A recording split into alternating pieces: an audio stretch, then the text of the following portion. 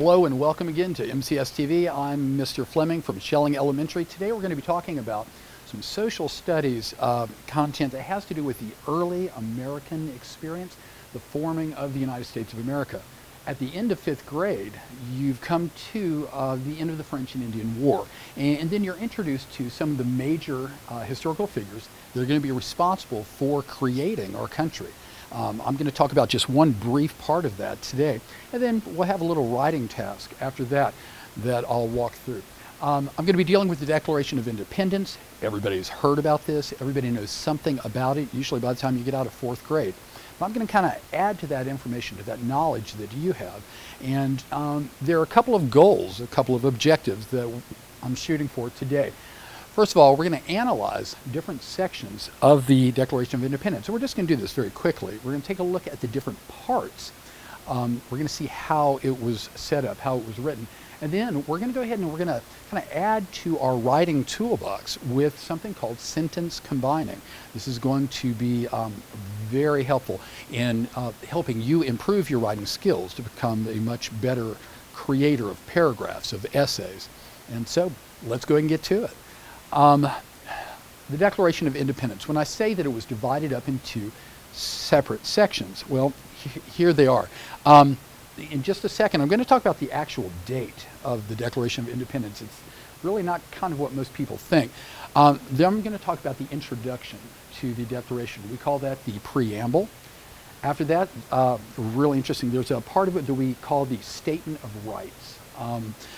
Then we have charges actually against the King of England. The colonists, of course, were very angry with the King of England. And in this section, the person who's mainly responsible for writing the Declaration, he really lets the king have it. And there's something interesting to that story, too, that we'll get to in a second. And finally, at the very end, it's brilliant. There's a Statement of Independence, and this is how the Declaration ends. And so let's go ahead and go into how this happened. The Declaration of Independence, was it even needed? You know that at the end of the French and Indian War, England needed to go ahead and get a lot of its money back that it had spent fighting the French. And one of the ways that England tried to do this was by passing all these horrible taxes on the colonists, the people living in the colonies in North America. You've heard of a bunch of them: the Stamp Act, the Sugar Act, the Navigation Acts, the Intolerable Acts as they became known. England controlled almost everything that was being bought, that was being sold, either between the colonies or between the colonies and anybody outside of the colonies and other countries, if that happened at all. The colonists had elected some delegates, some representatives, and they had met in Philadelphia. It's what's called the First Continental Congress. Really and truly, not much happened there. A bunch of men came together and they said, look, we have a problem here. We need to figure out what we're going to do. England is treating us unfairly. Is there anything that we can do about this? Or do we just have to put up with it? And so, though nothing really came about, it was the first official meeting of the delegates from the colonies. And word's going to get back to the King of England. Word's going to get back to the lawmakers in England. That's Parliament. I believe everyone knows that. One thing that they did agree was that they needed to meet again, and they needed to do it in kind of a more formal way. Here it is, the Second Continental Congress. It's going to happen in the spring of 1775, once again in Philadelphia. And why Philadelphia, Pennsylvania? Because it was somewhat in the center of the 13 original colonies. As soon as they walked in, the delegates knew, okay, there are a few things that we'd better do very quickly. Number one, things are getting bad, and they're getting bad fast. What if, just what if, the King of England were to send over British soldiers, more so than he already has, into the colonies? The first thing they did was say, we need to create a continental army, an army for the continent. Who in the world could be in charge of this? Well, everybody had heard the story of Fort Necessity, and everybody already knew who George Washington was. So naturally, another gentleman by the name of John Adams nominated George Washington to be the commander-in-chief. And to this day, we say that the President of the United States is the commander-in-chief of the military. Well, the only reason we really say that was because George Washington was in charge of the First Army, and later he's going to become the first president. That's why those two still go together to this day. One thing they did do at the Second Continental Congress was go ahead and create this army, go ahead and put George Washington in charge of it. He almost immediately said, I'm on it. He left the meeting and he went to go meet his soldiers for the first time, or at least try to get a bunch of soldiers together if he could. But there's one other thing that was important that they did. They came up with this petition. A petition is simply, it's kind of a declaration. They all said, look, we're all here, we all agree on this, we're all going to sign our names to it. And what this declaration, what this petition did, it's called the Olive Branch Petition. The Olive Branch Petition was sent to the King of England, and it basically said this: we do not want to go to war with England. We're English citizens. We're just saying we're being treated unfairly. We don't want to go to war, but we have certain rights that we're demanding here, and we demand to be heard. Problem. By the time that the Olive Branch Petition was put on a ship and sent all the way over to England, one day before it wound up in the hands of the King of England, King George III. The king had heard that the colonists were thinking about going against England. Before he got that petition from the colonists saying, hey, we don't want a war, the day before he received that letter, he declared war on the colonies. Missed it by this much. All right, something else is going on at the same time. In the Second Continental Congress, they've decided if things get really bad, what they need to do is they need to go ahead and let the members of Parliament, the lawmakers in England, know why, if they have to break away, why they're breaking away. They need someone to write this down. They form a committee of 5 men who bravely said, okay, sure, we'll take a look at this. But they didn't really agree to write anything that could get them arrested, that could get them hung by their neck till dead. Because that's what was going to happen. If you're going against the King of England and you're saying, I'm no longer going to be an English citizen, you're committing treason. And the penalty is death. Here's our man. Thomas Jefferson was from Virginia. He was a delegate from the state of Virginia. He was scary brilliant. He was super smart. He was a scientist. He was a writer. He was a mathematician. He was an inventor. Anything that he really put his mind to, he was successful at. Thomas Jefferson stood up and said, I'll write this. But he didn't want to. He asked one of the other gentlemen, John Adams, he said, why don't you write this? John Adams said, there's no way. Thomas Jefferson was reluctant to write this. He did not really want to. But what he did was go home, and for the next 17 days, he barely slept. Every day, he revised it. He rewrote it. He took things out. He tried to make it better. After 17 days, when he had it, as he thought as good as he could make it, he then brought it back for all the others to see. Now, there are going to be a few changes that happen. Ben Franklin is going to look at it. He's going to change a few words. And there are some other changes that occur. But for the most part, the Declaration of Independence, it's really almost as Thomas Jefferson wrote it, word per word. A few changes, but pretty much 99% his. He designed it in a specific way, and he did this on purpose, and it gets really kind of cool. The first part is the preamble. That's the introduction. And what he did was he asked all the men at the Continental Congress and the men who were on this special committee, he said, why do we even really need to write this? And they all had their reasons for it, but what he did is he went home and he put that all together. And in the very beginning, the preamble, the introduction to the Declaration of Independence, he says, in certain times, there are people who find themselves without a government. They find themselves not feeling like they belong to any country. They are not citizens of the country they belong to. At that time, when people find themselves in that position, they need to step back. They need to step away from their own government. Maybe they need to create their own country. He says it right in the very beginning, in the preamble. After this, he declares his statement of rights. And it's just beautiful the way that he wrote it. But probably the most important thing that stands out is right there at the beginning of the Statement of Rights. He declares, and nobody really told him to do this. He came up with it. He said that all men are created equal. And in any form of government, all the citizens should have the same rights. Simply because they were born into this country, they should have the rights of the citizens of that country. All are equal under the eyes of the law. This next part is what should have gotten him in trouble, but he was really smart about it.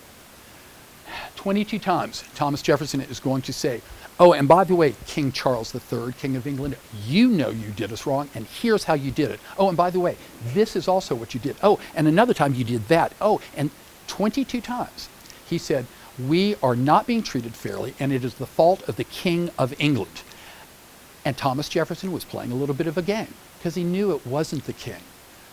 King Charles III, the King of England, was already going through a mental condition. Half the days he could barely remember his own name. It wasn't the king, it was Parliament. Parliament, the lawmakers of England, they're the ones who were punishing the colonists, and Thomas Jefferson knew it. But he never called them out by name, because he knew if he did, chances are he would have been arrested. They would have hung him by his neck till he's dead, because he was too much of a threat. Thomas Jefferson was super smart in how he said, this is what's wrong, and you know we're right.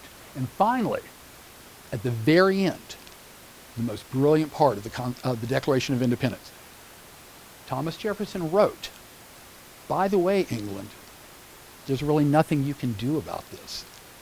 We're already free. We're already independent. We're already thinking in a different way. We're looking to a different future. If we weren't, you wouldn't have received this letter anyway. We're already gone. Y'all, this Declaration of Independence, this is the beginning of the country that you and I know, the United States of America.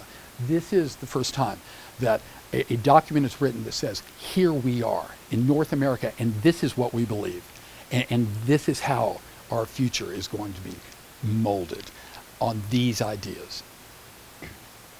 Let's take a quick look at the timeline. That was the other thing I was going to mention. A lot of people, they think that July 4th, we get to do fireworks. We get to, have barbecue and eat and have fun. That's really when our country became free. It's not exactly accurate. Check it out. Here on my timeline, Thomas Jefferson is going to go back to the Continental Congress. He is going to go ahead and present them with what he has written. They're going to take a look at it. This is on June 28th. And so we're a few days away from July 4th. They're going to spend a couple days taking a look at it. They're going to make some changes. And then finally on July 4th, which everyone thinks is Independence Day, on July 4th, they're going to approve the use of this Declaration of Independence. Well, wait, it's not official yet. They're going to wait a few days. They're going to go and they're going to read this thing for the first time publicly. Honestly, other than the guys who were there in the Continental Congress, when they first read the Declaration of Independence, there weren't that many other people standing around listening. But that was on July 8th. Finally, look, almost a whole month goes by before they actually say, okay, this is it, we're committed, let's do this. Let's go ahead and sign this, and then we're going to send it over to the King of England. The person who everyone talks about signing this declaration, John Hancock, he was a delegate who signed his signature is huge. This piece of paper is only so big. And John Hancock went ahead and he just wrote his giant signature. And everybody started laughing and saying, Mr. Hancock, what are you doing? He said, I want the King of England to be able to read this without his glasses from all the way across the sea. So that's why he made his signature so big. To this day, when people talk about your signature, sometimes they'll say, here, sign this. Give me your John Hancock. That's where that story comes from. All right. It's formally signed on August 2nd. It is then sent to the King of England, to Parliament, and that's how this party starts. Let's talk about our writing test that goes along with this today. In one of my previous lessons, I talked about conjunctions. In another lesson, I did appositives. Well, here it is, just another tool in your writing toolbox. Writing revolution, sentence writing skill. This is called sentence combining, and it's as simple as it sounds. But what's the point of it? What's the real purpose of this particular writing strategy? First, it helps produce more complex sentences, fuller sentences, better sentences. It also gives you more options in how you're going to create your sentences, how you're going to put together these ideas that we're talking about. In this case, Thomas Jefferson and the Declaration of Independence. Finally, it improves your ability. You can focus, you can zoom in on what's really important. If you're going to take the time and you're going to create a really good paragraph, good sentences, good paragraphs, good essays, then you don't want to play around. You want to go ahead and come up with what's important. You want to make it sound like it matters. This is one of those skills that just almost does that automatically. You can't help it. So the before I run out of time, let's go ahead and do one example very quickly. We were talking about the Declaration of Independence. We're talking about Thomas Jefferson. So what I did was I went ahead and came up with 3 really simple sentences that we're going to work with. Super, super simple. Ready? Here we go. First sentence. Thomas Jefferson knew a well-written document would unite all the colonies. We didn't really talk about it, but not everybody in the colonies wanted to break away from the King of England. In fact, a lot of people didn't. A lot of people were completely neutral about it also. However, if there was something that really proclaimed, declared, hey, we are a people that matter, this would bring all of them together under one cause. That's what Thomas Jefferson thought. Second sentence, some colonists did not want independence from England. Okay. And then finally 3, like we said, Jefferson was reluctant to write this. He wanted John Adams to write it. John Adams said, no, sir, I'm not going to do this. Thomas Jefferson said, well, then I guess I have no choice. I have to do it. So these are my 3 simple sentences. What I want to do now is I want to find a way to go ahead and combine these 3 ideas. And there are a few things I can look at. I can look at conjunctions, subordinating conjunctions. I can look at appositives. There are just a bunch of different ways that these 3 ideas could go together. But I want to keep it simple, especially if I'm writing an essay. I want to go ahead and I want to hit it. I want to get the job done. I want to get a job done well. So here we go. Here's what I'm going to do. I'm going to use some conjunctions here to throw these together. We just said the second sentence was some colonists didn't want independence from England. Well, I'm going to begin this sentence with that. Thomas Jefferson, remember, he was reluctant to write this, but, and that's your conjunction, but he knew a well-written document would unite all the colonies. I could have put this in almost any order, but with the simple use of a conjunction, all of a sudden it works. It's no longer just a simple little, 3rd grade sentence. Now I've got a more developed idea. I've got a fuller sentence which has several concepts in it, and they all flow together. Some colonists did not want independence from England, but Thomas Jefferson, although he was reluctant to write it, knew a well-written document would unite all the colonies. This is an elevated sentence. It's a fuller sentence, a richer sentence. This has more information for your reader. It's more enjoyable to read, to be honest with you. This is the beauty of sentence combining. It almost does it by itself, in all honesty. So there you go. Just another writing strategy that you can go ahead and include in your writing skills toolbox to help you become a better writer. And that's going to do it for me today. Thank you so much for joining us on MCS TV. I'm Mr. Fleming, and I hope you join us again soon.